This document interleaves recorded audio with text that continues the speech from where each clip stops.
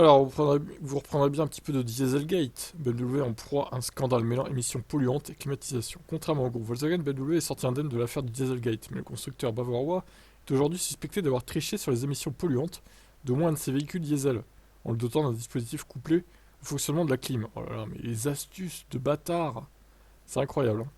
Les soupçons de manipulation des émissions polluantes de leur modèle diesel via un logiciel dit de fenêtre thermique, un procédé destiné à influer sur la purification des gaz d'échappement dans certaines conditions d'utilisation.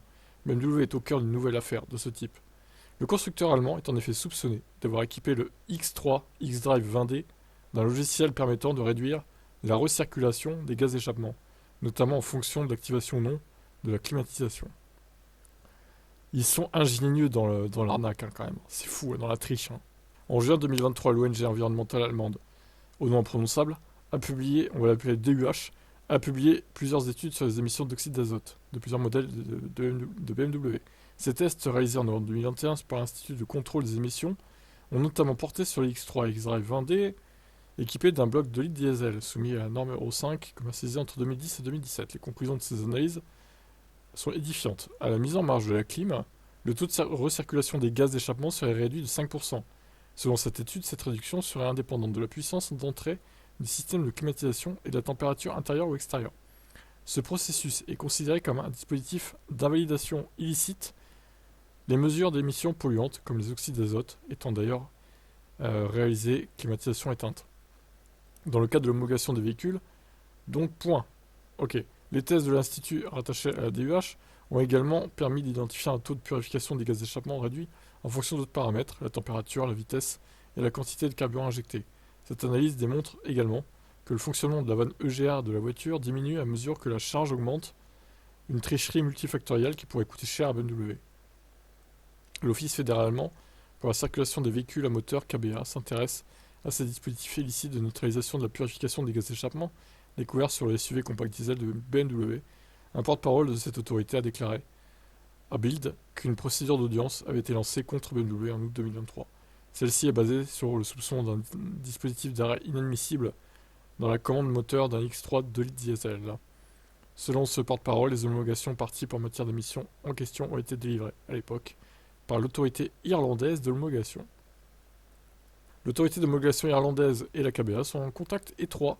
Si BMW ne s'est pas publiquement exprimé sur le sujet, le Bild indique néanmoins que la firme de Munich tenterait d'obtenir le classement du dossier auprès du KBA en invoquant un simple défaut de fabrication. Bien sûr, le fameux défaut de fabrication, c'est évident, on y croit tellement. En 2019, le constructeur allemand s'en était tiré à bon compte alors qu'il était soupçonné d'avoir truqué le système de purification des gaz d'échappement de certains de ses véhicules diesel, la preuve d'une fraude n'ayant pas été rapportée. L'enquête pénale du parquet de Munich s'était soldée par un classement sans suite. BMW n'avait dû régler qu'une amende de 8,5 millions d'euros pour un manquement à son devoir de surveillance concernant près de 8000 véhicules quand même, sur lesquels des dysfonctionnements avaient été constatés. Dans cette nouvelle affaire, la KBA et l'autorité irlandaise pourraient décider de retirer l'homologation entièrement accordée, entraînant ainsi l'impossibilité de circuler pour le X3, notamment. Oh là là, incroyable. Seul un rappel de ces X3 afin de les remettre en conformité pour éviter leur immobilisation. Oh, ils ont triché, c'est sûr. Ils ont été plus malins que Volkswagen dans la triche. C'est moins visible, c'est plus insidieux, mais ils ont triché quand même, hein, j'en suis sûr, hein. Donc pour moi, il faut retirer de la circulation tous ces véhicules toxiques pour l'atmosphère et les gens, et les poumons des gens. Et il faut faire un rappel général de ces X3 en question. Je trouve ça inadmissible que ces voitures continuent à rouler en toute impunité, quoi. Alors qu'il y a d'autres constructeurs qui ont fait l'effort quand même de ne pas tricher et d'avoir des émissions correctes. Enfin, si on peut dire ça comme ça, quoi. On va dire dans les clous. Bref, c'est scandaleux. Et bah écoutez, j'aime pas déjà beaucoup BMW, bah là, ça va pas me réconcilier avec eux. Donc voilà, Volkswagen et BM. Mauvais, pas bon, pas beau, vilain, pas beau. Allez, je vous laisse commenter. Qu'en pensez-vous?